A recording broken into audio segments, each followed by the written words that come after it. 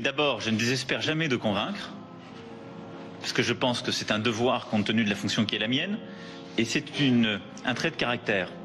Donc, je vous confirme que j'espère le convaincre. Convaincre Trump? J'espère le convaincre. Convaincre Trump? C'est-à-dire que ça va être difficile, toi qui es absolument soumis par ta cougar et qui n'arrive pas à rallier le centre et le centre dans une tentative ratée de rallier la gauche à la droite.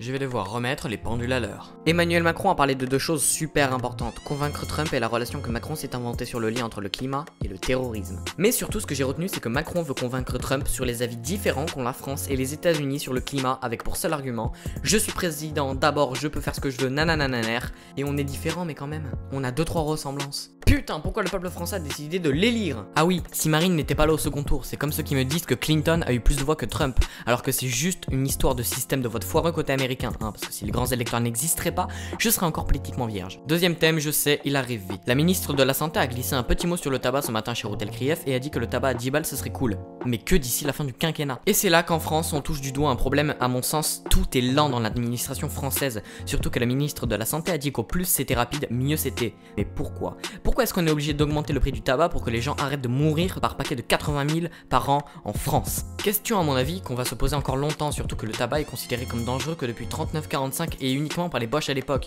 Les Américains pendant ce temps, eux, faisaient des pubs pour vanter leur mérite médicologique. When the big fish is hooked and you finally land him, reward yourself with the pleasure of smooth smoking. Smoke longer and finer and milder Pall Mall. Pall Mall is longer, yes, but greater length is only half the story. Fine tobacco is its own best filter, and Pall Mall tobaccos are the finest quality money can buy. And look how Pall Mall's greater length travels the smoke further, filters the smoke naturally and makes it mild.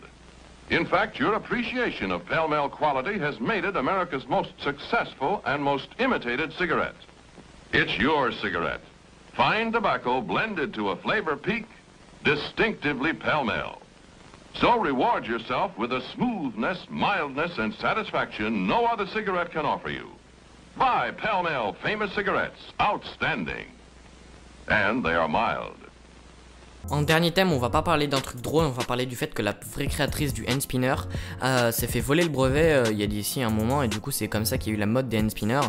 Juste pour vous dire voilà qu'elle a ouvert une page de financement participatif sur laquelle vous pouvez payer pour que le hand spinner soit sorti sous la forme sous laquelle elle l'avait pensé. Et si c'est vraiment important, c'est parce qu'elle s'est fait voler l'idée et que du coup en fait elle n'arrive pas à nourrir, enfin elle galère à vivre avec son enfant malade, son enfant qui est atteint d'une maladie grave. Donc voilà. Niquez votre commentaire, c'était pas drôle. Ciao.